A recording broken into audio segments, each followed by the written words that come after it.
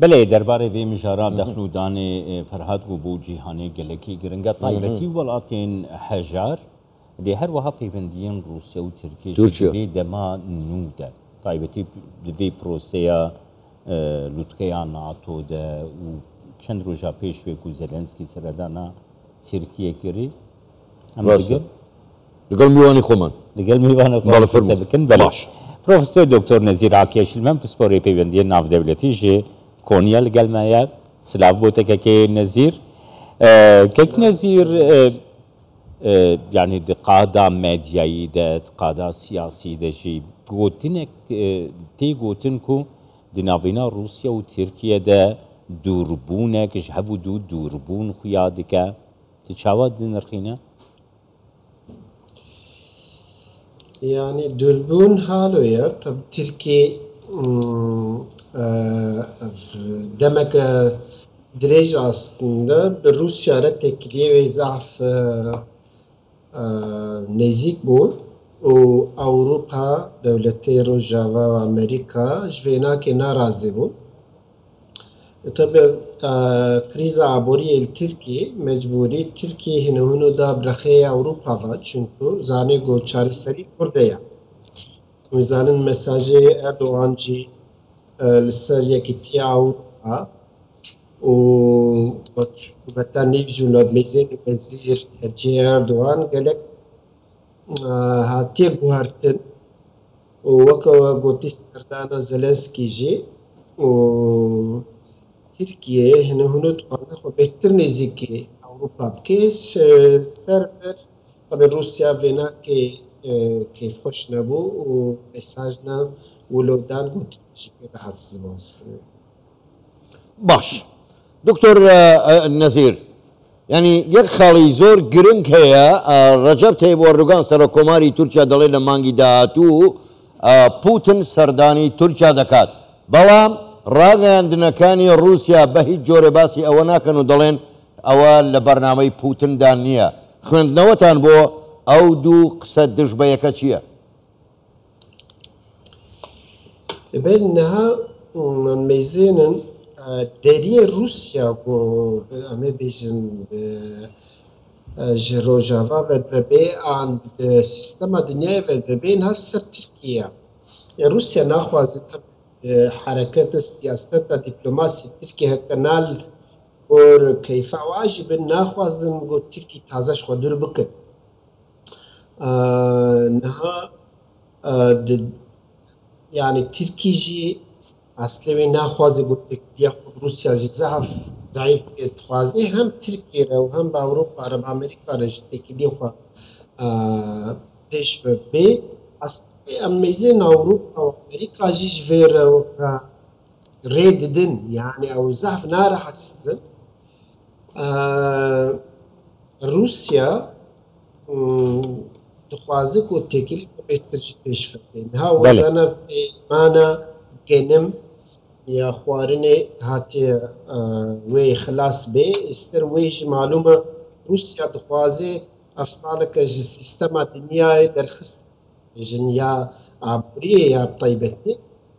دخوازه گفته پیمانه گنم خوارنه و که شنطاج هم به اصلا دولت روجاوا وإيش صرت كيف قياس يعني تركيا نتفين يكويش ونزان السيرفي قالك سكني أو المهابوري من هبصالكي نافين كاريا بيماني تركي ونتفين يكوي كرن إيش هادو جسر دبلوماسي دبوريني هر سردانشتي هر إتن جاسلي للسيرفرا yani her rakı stratejik avaşır جداي كيك نزير بريز عكيش المنوها حن مجار حنا قالك حساس يعني جبوي دولتا جي قالك حساس طيبتي ولاتك وكا روسيا كو شريوي لقال اوكراينا يكج سدمين سركه يعني داخوازا اوكراينا يا بشتار يا ناتو بو نهاب حاتنا بسردانا زيلنسكي يا أنقرة تكا نولات دناتو ده إيكو دبيجة أوكراينا حجاي انداميتيا ناتو يا تركيا يعني نا واشنطن فيد بيجي نا لندن دي بيجي ناس اشترى بيجم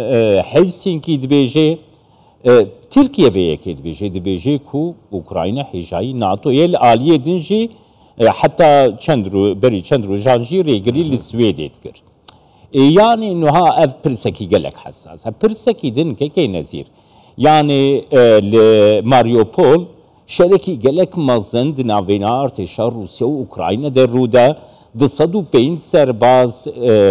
وكيري كفتن نافينا موسكو وانقره ده هاتن تركيا وهاتا قوتن حتى قو الشر خلاص ببا دفي اف سرباز لفربن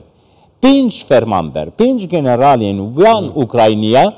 تركيا تسليمي زيلنسكي كر وبخوره برنا كييفي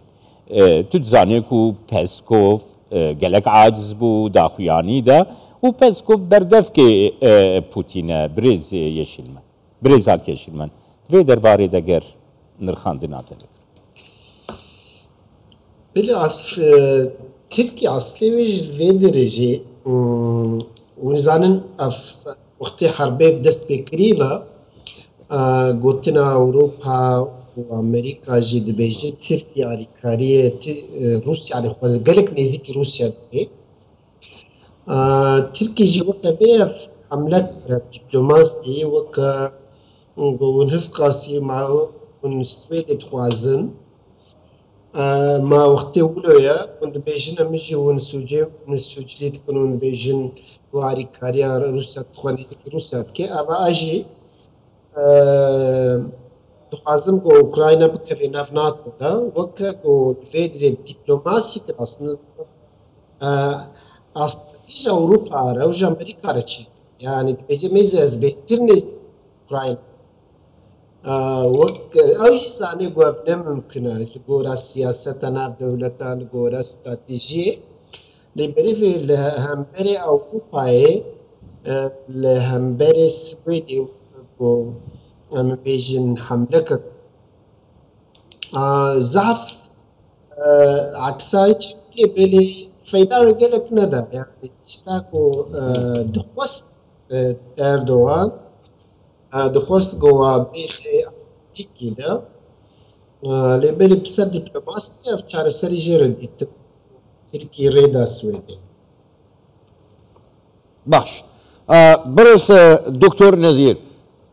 بۆ خۆ دەزانی ئێستا پەیوەندەکانی تورکیا و رووسیا باش نیە رووسیا کەمێک تووڕێ لە تورکیاش لە ڕووی هەم گەشت و گوزار هەم لە ڕووی کشت و کاڵەوە نزیکەی لە سەتا 60 میوە و سەوزەی تورکیا دەچێت بۆ رووسیا ئەگەر بێت و بەم دۆخەی تورکیاوە کە ئێستا دۆخی لیرە زۆر خراپە هەڵاوسانی شەیە ئەگەر رووسیا ڕێگری بکە لە چوونی کشت و کاڵ و میوە و سەوزە هی تورکیا دۆخی تورکیا بەرەو چێ دەچێت ئێوە وتان تورکیا بایداوەتەوە بەرەو ئەوروپا ئەمە بەزیانی تورکیا تەواو نابێت بالتأكيد تركيا بروسيا وكاغوتي هم سياسي هم عبورية يعني جريدانا تركي بروسيا رجعية بأوروبا رجعية هم يا سياسي وهم يا عبوري نكا قولوش بلا نكا رحار رخاجي بغايدين أصلا دخوازي قد دنگا كي نافاده چه بكي لبالي تركي نهار بهتر حوجي أوروبا بوي في كريزا عبور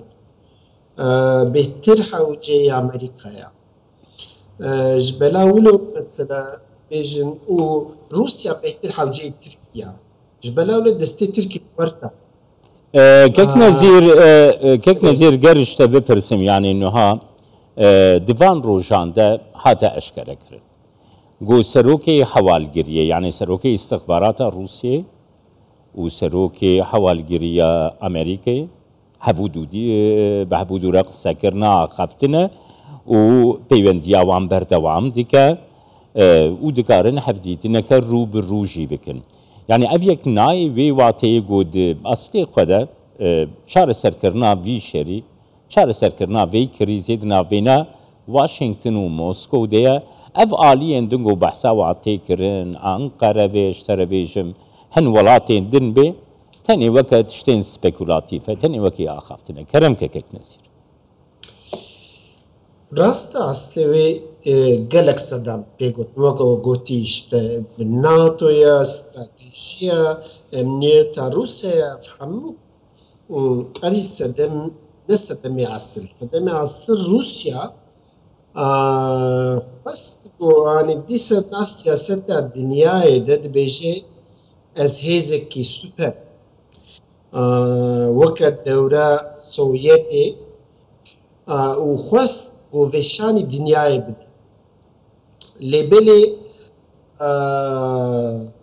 ev şer şanî me da got Rusya nehêzeke wiloya û Rusya ji xwe jî ev dît got dihê sistema dinyayê dibin destê dewletê Rojavadê de niha gelek zorê dema xwazê got derkeve lê Rusya naxwaze got anî li wê derê derkevê durûmeke wilo gohunda got zayîf bê dixwaze got bi dîplomasî derkeve got li wê de ya eslî evî heye dewletê Rojava Amerîka jî naxwazin got Rusya girek zayîf bibe çünkü Rusya zayîf bibe şerê pêktir wê Kafkasya wadira derke ji bela wisa av dixwazin got Rusya zehf em çawa bêjin anî dawê zehf newê xwar rezîl nebe anî bi şerefa xwe derkeve dîl bela wilo her wext dîplomasî heye nav Rusya Amerîka de weka gotî dîplomasî her wext lê de ye lê canan zayîf dibe niha li gora fikrê min ji ser bêjim Rusya wê ya dawî ji wir derkeve lê dixwaze ku